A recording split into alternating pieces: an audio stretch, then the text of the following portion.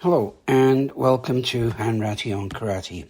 So, I guess everybody's heard of the Dojo-kun, and a lot of people have it up in their dojo, whether you have it in English or in Japanese. I'm pretty sure that most dojos have a Dojo-kun up there, and it's different from different styles. They have different ideas on the rules of karate. We have our Dojo-kun up there. It was handwritten in Japanese on silk about 45 years ago.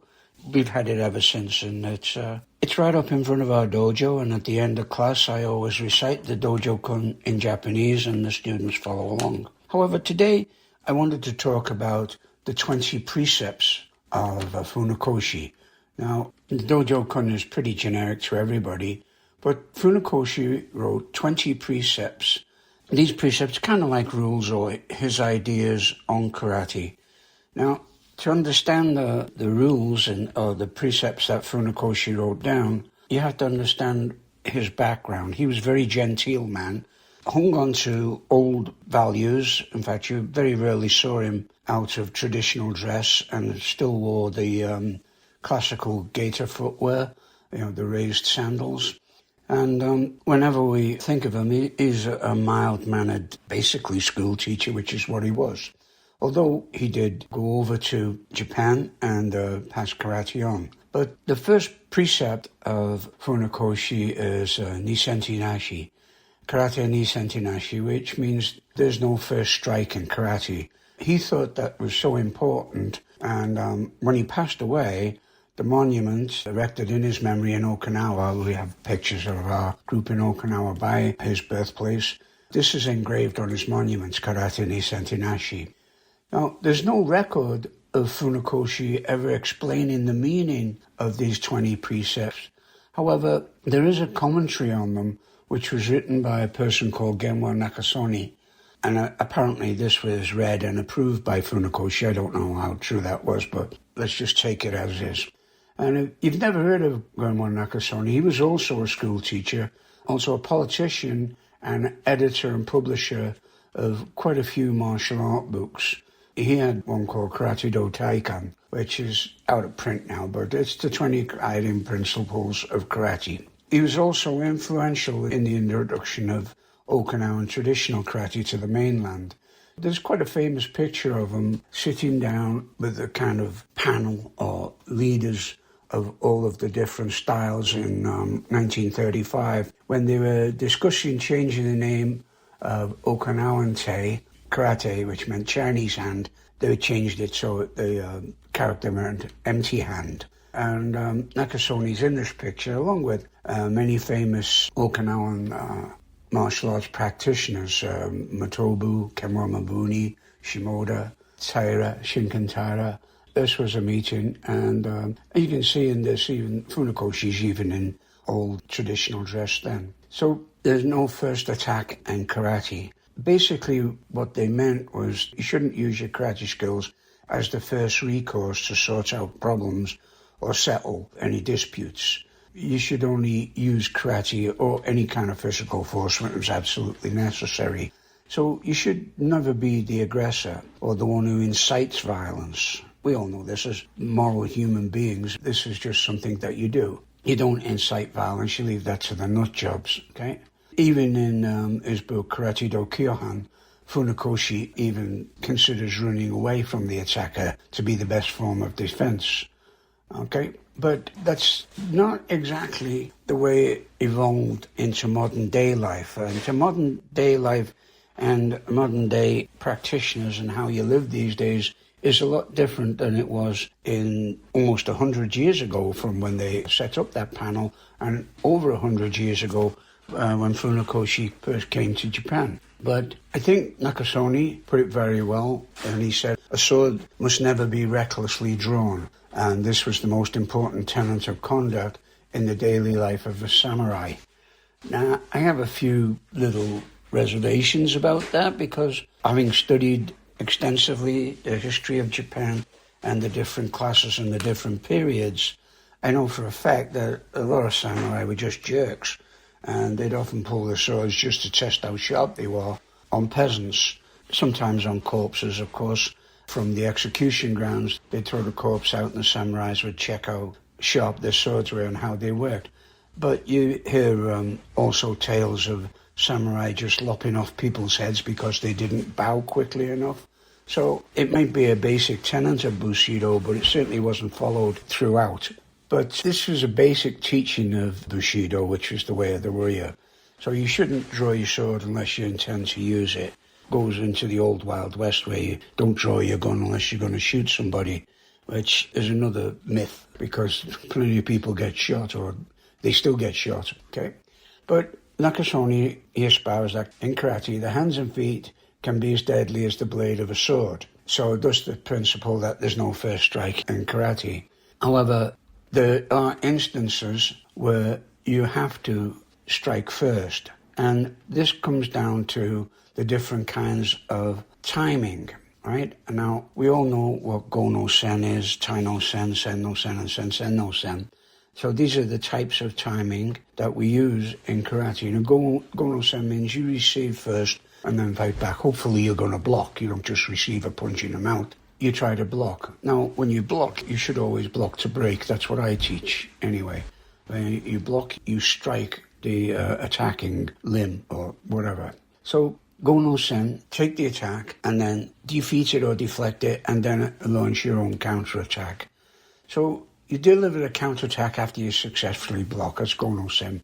Tai-no-sen means you deliver a counterattack at the same time as their attack. So if you get this in competition, it's basically, at a minimum, Aiuchi. Hopefully you'll be a little bit faster, but it's very hard for reaction to beat action. Action pretty much wins all the time.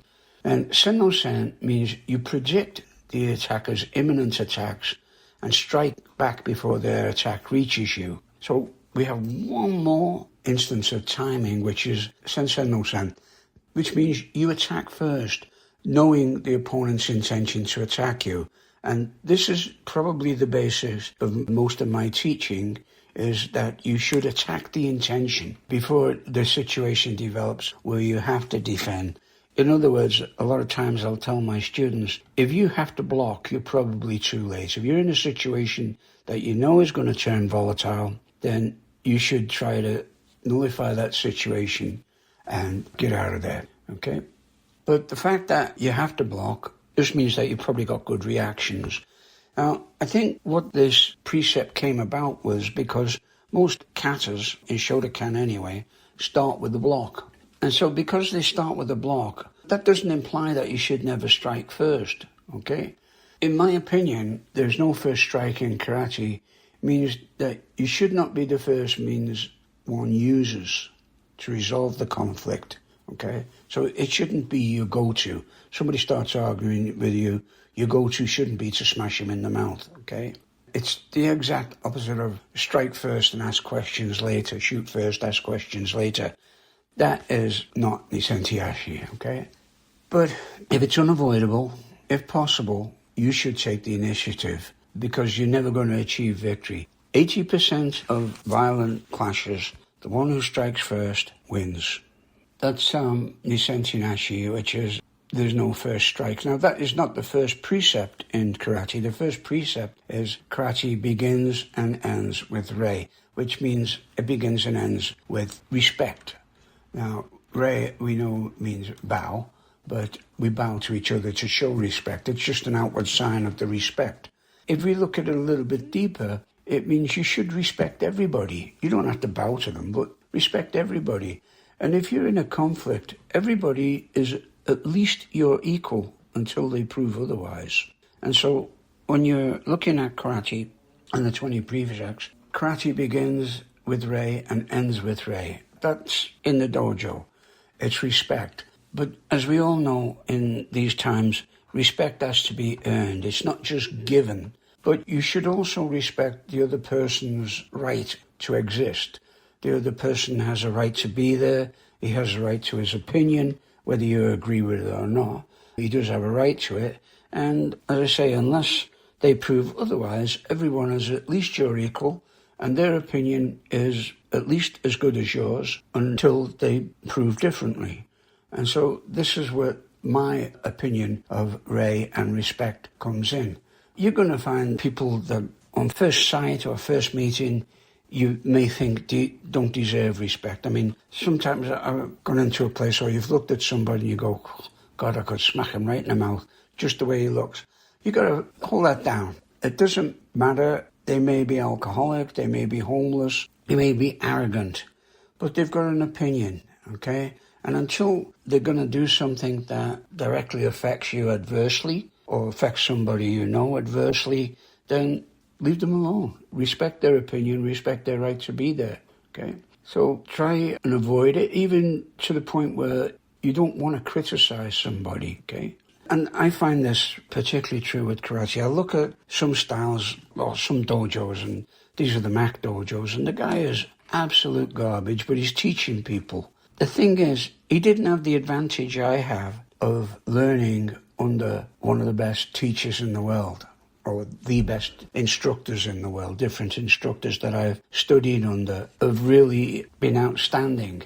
Now, if somebody doesn't have that advantage, then obviously they're not coming from the same place as you, and they're only going to put out what they've learned, which could be entirely wrong, all right? But they do have a right to put that out. They do have a right to that opinion, okay, until they're proved otherwise. Now, when somebody points out that it's wrong and they disregard it, then, yeah, criticize them. And if they're putting it out as, oh, this is the be-all and end-all of karate training, it should be like this, yours is garbage, then yeah, you have a right to criticize them. But if they're ignorant of what they're doing, it's what they've been taught, they haven't come from the same advantage position that you have, leave them alone. You can point out to them what's wrong if you want to, but it's entirely up to you, okay? So begins and ends with respect, and that, to me, that's the kind of respect that you give, all right? Now, lots of people who've gone a long way in karate don't always deserve respect, but they deserve respect for what they've done and where they're going. As individuals, they might not be nice people, okay? So respect is doled out in proportion to how you're looking at them, which aspect of how they are. They could be arrogant, all right? They could be loudmouth, but they can be very good karate people, okay? But generally, most karate people who are very, very good at what they do tend to be a lot more mild-mannered and respectful of others, because it's tough to get to the top in karate without learning respect on the way.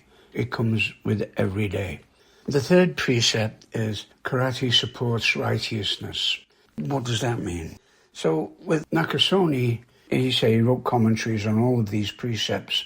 He said, it's a martial art in which the hands and feet are used like swords and must not be used unjustly or improperly, okay? Karate practitioners must stand on the side of justice at all times, and only in situation where there's no other choice should you use their power, find expression through the use of the hands and feet as weapons. It's all very well, but yeah, generally practitioners are righteous and just people.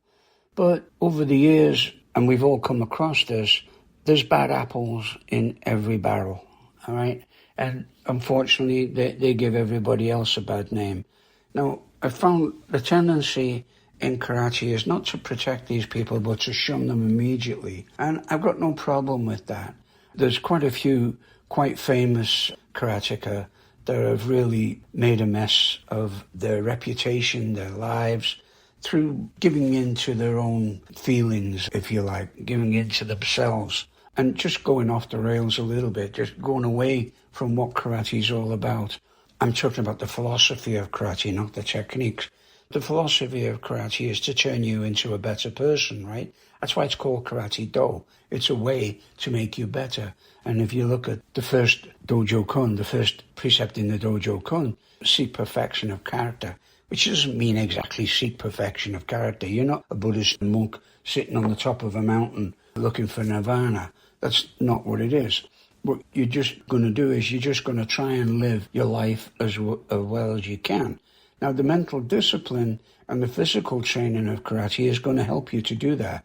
Make no mistake about that. It will. If you follow it and you train hard, your mind is eventually going to improve as well as your body. That's just a physical fact. You look on your hands and feet as weapons, and it's like any weapon. It's like if you go to basics, right? You got beginners and you're trying to teach them kumite. They don't want to hit each other. One of the hardest things to teach is getting people into the correct distance where they can hit a person. They don't want to. This is just the basic goodness of people coming out. Oh, I don't want to hurt my partner, I don't want to hurt my friend. And that's good. We have to get past that. Not that you're going to get them to hurt their friend, but you can get them into a position where the technique would work. Okay, obviously it won't work if you're 6 inches out all the time. It's like trying to score a goal, and when all you've ever done is practice to miss the goalpost. Okay, if you practice so every shot goes just past the goalpost and you don't score, then when it comes to hey boys, hey, guess what? You're going to miss the goal. This is just a way of getting you to support your righteousness. Now, my personal opinion, there is good in everybody, okay?